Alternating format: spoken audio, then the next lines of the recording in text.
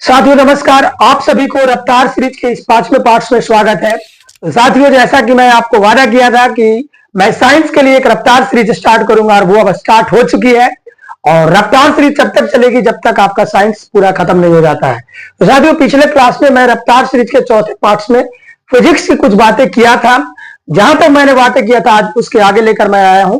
मैं बात कर लेता हूं प्रीवियस क्लास की, जो मैंने प्रीवियस क्लास में बात किया था कि किरण पुंज। ये हम लोग प्रीवियस क्लास में किरण पुंज तक बात किया था कि आखिर किरण पुंज क्या है। साथियों, मैंने बताया था आपको कि किरण पुंज किरणों के समूह को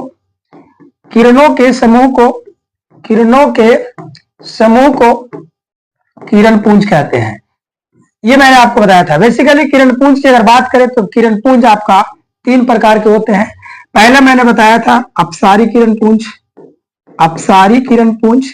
दूसरा बताया था मैंने आपको, वो दूसरा जो बताया था वो था समांतर किरण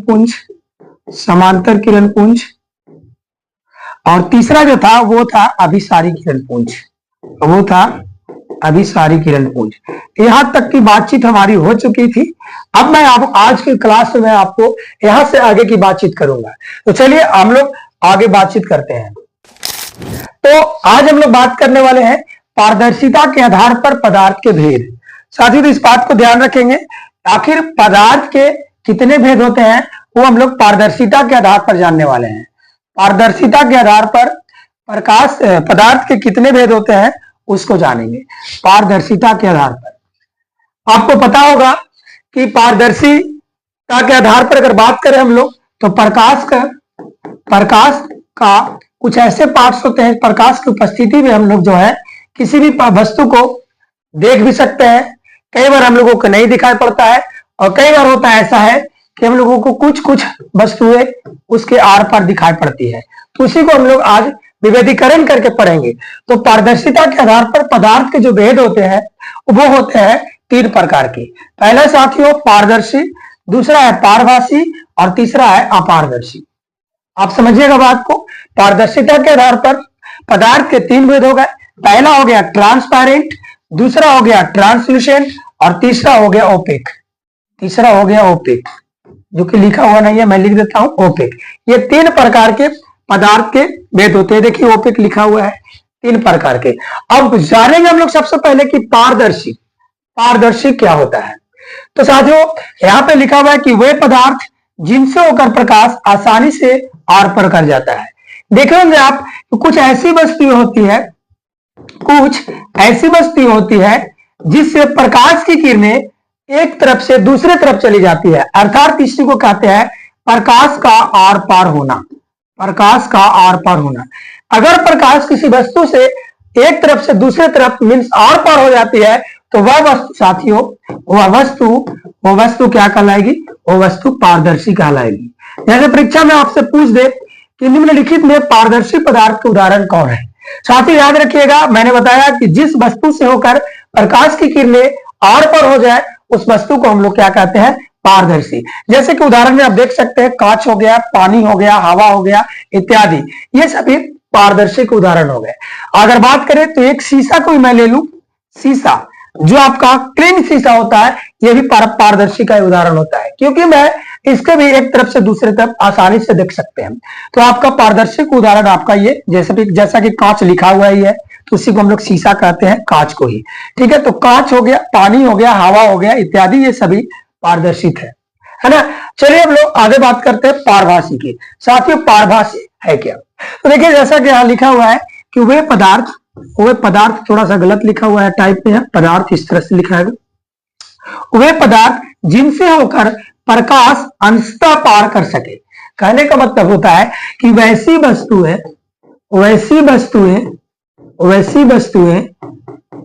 जिसमें प्रकाश की किरणें अंशतः मीन्स इसको हम लोग कह सकते हैं कि थोड़ा है ना, हल्का जिसको कहेंगे, हल्का अंशतः पार करेगा तो वैसी वस्तुएं जो है वो पारभासी कहलाएंगे।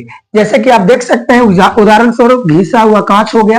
कांच को अगर हम लोग घिस दे और घिसने के बाद उस घिसा हुआ कांच में अगर हम लोग देखने का प्रयास करेंगे तो घिसा हुआ कांच से हम लोगों को पूरा तो नहीं दिखाई पड़ेगा, वरन हम लोगों को अंशतः दिखाई पड़ेगा। तो घिसा हुआ शीशा साथियों पारभासी का उदाहरण हो गया। आपसे एग्जाम में ऑब्जेक्टिव बना के भी आ सकता है कि घिसा हुआ शीशा निम्नलिखित में से किसका उदाहरण है, तो साथ ही वो घिसा हुआ शीशा वो पारभासी का उदाहरण होगा। और रक्त हो गया, रक्त हो गया, दूध हो गया, धुआं हो गया, चर्म, चर्म कहने का मतलब चमड़ा, ये जो हमारा चमड़ा है साथियों, चमड़ा भी आपका पारभासी का उदाहरण हो गया। तेल लगा हुआ कागज, ये वेस्ट उदाहरण हो गया पारभासी का, तेल लगा हुआ कागज। देखिएगा आप एक कागज लीजिएगा फ्रेश, और उस कागज में आप तेल को लगा लीजिएगा, या फिर आपके सिर में लगे हुए तेल है तो रगड़ लीजिए कागज को, और लगा करके आप इस तरह से देखने का प्रयास कीजिए, तो आपको मालूम पड़ेगा कि इस तरह से दूसरे तरफ में देखने पर कुछ वस्तु है उसका हल्का हल्का दिखाई पड़ेगा। आई मीन जिस वस्तु से होकर के प्रकाश की किरणें अंशतः अर्थात थोड़ा थोड़ा दिखाई पड़े वो पारभासी का उदाहरण होता है। तो ये था पारभासी। तीसरा जो है वो होता है अपारदर्शी, अंग्रेजी में इसको ओपेक बोलते हैं। अपारदर्शी क्या होता है, तो वे पदार्थ जिनसे होकर प्रकाश अपने से होकर जाने नहीं देता है। कुछ कुछ वस्तुएं ऐसी होती है साथियों, कुछ कुछ वस्तुएं, इधर देखिए आप, कुछ कुछ वस्तु ऐसी होती है जिनके माध्यम से प्रकाश की किरणें एक तरफ से दूसरे तरफ मीन्स इधर नहीं आ पाएगी। कहने का सेंस हुआ कि प्रकाश की किरणें एक तरफ से दूसरे तरफ किसी भी हाल में आर पार नहीं कर सकती है। जब आर पार नहीं जाएगा तो वैसी वस्तुएं साथियों अपारदर्शी का उदाहरण होगा। जैसे देख लीजिए लकड़ी, लकड़ी की अगर एक छोर से हम लोग इस तरह से दूसरे छोर देखने का प्रयास करेंगे तो बिल्कुल भी नहीं दिखाई पड़ेगा। लोहा हो गया, अलकतरा हो गया, अलकतरा आप लोग जानते होंगे, वो जो काले काले रंग की होती है जिससे हम लोग दरवाजा वगैरह पहले पेंट किया करते थे, उसी को अलकतरा कहते हैं। पेंट हो गया, कोई भी धातु की मोटी प्लेट हो गई, ये सभी के सभी प्यारे बच्चों ये अपारदर्शी का उदाहरण होगा। यहां तक कि आप इसमें ऐड कर सकते हो, दीवार को भी ऐड कर सकते हो। अपना दीवार भी क्या हो जाएगा साथियों, तो दीवार भी अपारदर्शी का उदाहरण हो गया। आयो आपको पारदर्शिता के आधार पर पदार्थ के जो भेद होते हैं वो समझ में आ गया होगा। पारदर्शिता के आधार पदार्थ के तीन भेद हो गए। पहला पारदर्शी, जिनसे होकर प्रकाश की किरणें आर पर हो जाए। दूसरा साथियों पारभासी, जिनसे होकर प्रकाश की किरणें अंशतः आर पार हो, पारभासी कहलाता है। और अपारदर्शी मीन साथियों जिनसे होकर प्रकाश की किरणें बिल्कुल भी एक तरफ से दूसरी तरफ ना जाए, उसे हम लोग अपारदर्शी कहते हैं। तो चलिए यहां तक की चीजें आपको समझ में आ गया होगा। चलिए मैं आगे लेकर चलता हूं आपको। अगला जो मेरा यहाँ पे आगे टॉपिक आ जाता है साथियों, वो अगला टॉपिक हमारा है, ध्यान देंगे, वो है प्रकाश के परावर्तन किसे कहते हैं। बड़ा ही सुंदर है ये जो है, बिहार बोर्ड इस क्वेश्चन को, इस टॉपिक से कई बार क्वेश्चन को उठाया है, इसलिए बहुत महत्वपूर्ण हो जाता है ना। लिखा हुआ है प्रकाश के परावर्तन किसे कहते हैं, इसके नियमों को लिखे। तो सबसे पहले साथियों हम लोग प्रकाश के परिवर्तन को जानेंगे। आखिर प्रकाश के परिवर्तन होता क्या है, बड़ा समझदारी से इसको समझते हैं। तो चलिए सबसे पहले प्रकाश के परिवर्तन को समझने के लिए हम एक नया पेज ले लेते हैं आपके लिए। प्रकाश के परिवर्तन समझना है, प्रकाश का परिवर्तन। आखिर प्रकाश का परिवर्तन है क्या, साथी इस चीज को आप ध्यान रखेंगे। परिवर्तन में होता है टकरा कर वापस लौटना, टकरा कर वापस लौटना, वापस लौटना, यह परिवर्तन का मतलब होता है।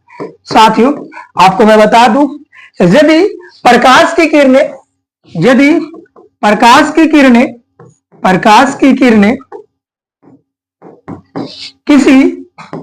किसी अपारदर्शी माध्यम से टकरा करके, सपोज दैट आपका ये दीवार हो गया, ये आपका दीवार हो गया, और इस दीवार से इधर से प्रकाश जा रही है, प्रकाश जा रही है इधर से, ये आपका लाइट हो गया है ना।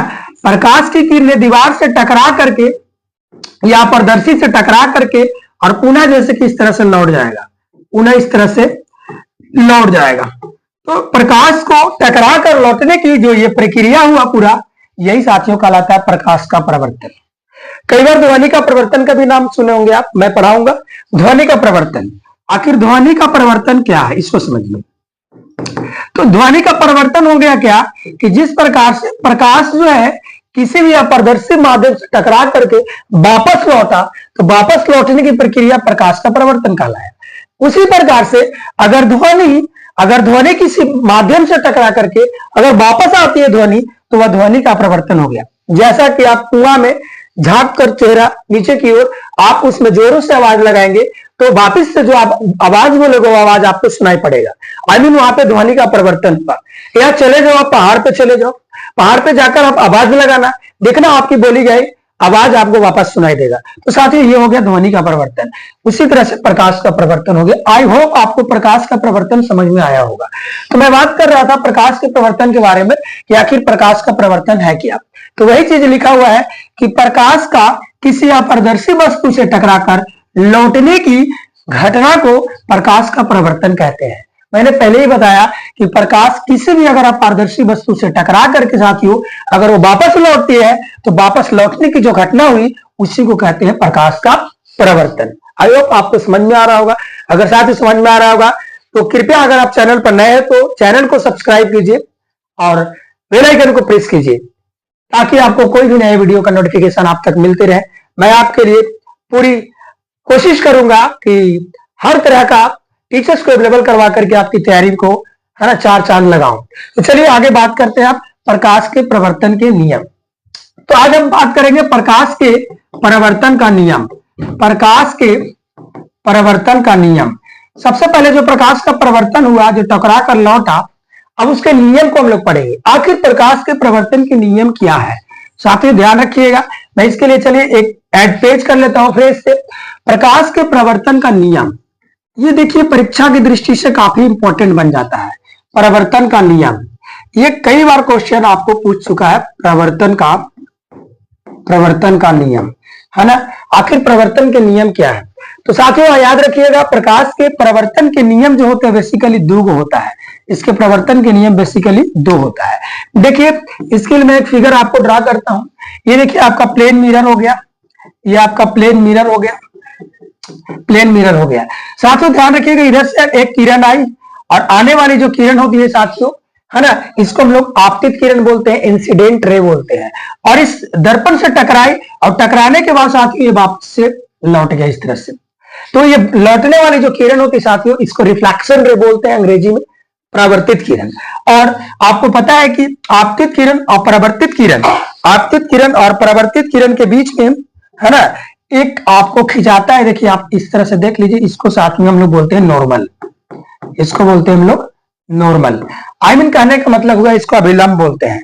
ये आपका हो गया अभिलंब, उसको हम लोग अभिलंब बोलते हैं। ये आपका अभिलंब हो गया, आपतित किरण हो गया, ये आपका प्रवर्तित किरण हो गया और ये आपका हो गया अभिलंब, अभिलंब। तो यहां से हम लोग प्रकाश के परिवर्तन के दो नियम को जानेंगे, दोनों नियम को जानेंगे। आइए हम लोग वापिस से उस पेज पे आते हैं और लिखा हुआ दोनों नियम क्या है आइए। तो इसका पहला नियम साथियों देखिए यहाँ पे जैसा कि आप देख सकते हो, अभी मैंने बताया आपको, इसमें आप देख सकते हो ये देखिए किरण जा रही है, जाने वाली किरण हो गया आपका आपतित किरण, टकरा कर वापिस लौट रही है, देखिए वापिस लौट रही है, तो लौटने वाली किरण हो गया प्रवर्तित किरण। और आपतित किरण और परिवर्तित किरण के बीच में है ना आपका देखिए नॉर्मल ड्रा है। तो होता क्या है, इसके दो नियम क्या है, आइए दोनों नियम को पढ़ते हैं। प्रकाश के परिवर्तन के दो नियम निम्नलिखित है। पहला साथियों है कि आपतित किरण, परावर्तित किरण तथा आपतन बिंदु पर खींचा गया अभिलंब तीनों एक ही तल में होते हैं। देख सकते हैं कि आपतित किरण, परावर्तित किरण तथा यहाँ पे आपतन बिंदु इसको बोलते हैं, और यहाँ से खींचा गया जो अभिलंब है ये तीनों देख सकते हैं आप एक ही तल में है, कोई अलग तल नहीं है, सेम तल में है। तो अगर आपसे पहला नियम अगर आपसे पूछता है तो आप उसे यह बताना कि आपतित किरण, परावर्तित किरण तथा आपतन बिंदु से खींचा गया अभिलंब तीनों एक ही तल में होते हैं। यह आपका पहला नियम है। साथ ही उसका दूसरा नियम क्या कहता है, तो दूसरा नियम देखिए यहाँ पे अभिलंब और आपतित किरण के बीच में देखिए एंगल बन रहा है, ये कोण बन रहा है, इस कोण को कहते हैं एंगल ऑफ इंसिडेंट अर्थात आपतन कोण। और परावर्तित किरण और अभिलंब के बीच में जो कोण बन रहा है साथ ही उसको बोलते हैं परावर्तित कोण, परावर्तन कोण। ये आपका हो गया परावर्तन कोण, ये हो गया आपतन कोण। तो यहाँ पे साथियों होता क्या है कि इसका दूसरा नियम कि जो आपतन कोण हुआ, इस आपतन कोण का मान इस परावर्तन कोण का मान के बराबर होता है, यही दूसरा नियम है। तो लिखा हुआ है कि आपतन कोण परावर्तन कोण के बराबर होता है, अर्थात इसी को हम लोग कह सकते हैं angle I is equal to angle R। यही आपका परिवर्तन के दूसरा नियम है। आई होप आपको परिवर्तन के दोनों नियम समझ में आया होगा।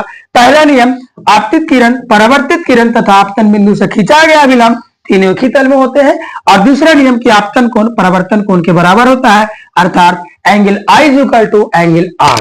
यहां तक की चीजें आपको समझ में आ गई होगी। चलिए मैं वापस आगे बढ़ने का प्रयास करता हूं और अगला जो मेरा है आगे वो है आगे प्रतिबिंब। वो है प्रतिबिंब।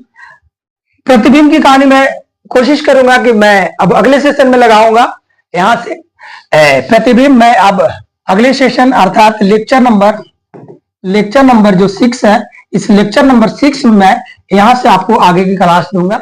हाँ साथियों, मैं अगले क्लास में फिर बात करूंगा प्रतिबिंब से। साथियों एक बात मैं बता दूं कि जो भी मैंने आपको अभी पढ़ाया उस पीपीटी का वो पीडीएफ जो है वो टेलीग्राम पे आपको अवेलेबल है। टेलीग्राम का लिंक आपको डिस्क्रिप्शन बॉक्स में दिया हुआ है। आप डिस्क्रिप्शन बॉक्स से जाकर के इस टेलीग्राम को ज्वाइन करके यहां से आप है ना इस पीडीएफ को प्राप्त करके आप आपका नोट्स बना सकते हैं। आपको नोट्स बनाने के लिए इस टेलीग्राम से जाकर के मीन्स आपका टेलीग्राम का लिंक यूट्यूब चैनल में दिया गया है, वहां से जाकर टेलीग्राम ज्वाइन कीजिए और वहां से पीडीएफ प्राप्त करके आप नोट्स कॉपी तैयार कर ले। साथियों मैं आपको बता दूं कि आप नोट्स कॉपी साथ साथ बनाते रहें, ये बड़ा ही महत्वपूर्ण होगा। तो चलिए एक बार फिर से आप सभी को लास्ट तक बने रहने के लिए बहुत बहुत शुक्रिया। फिर हम लोग कल मिलेंगे।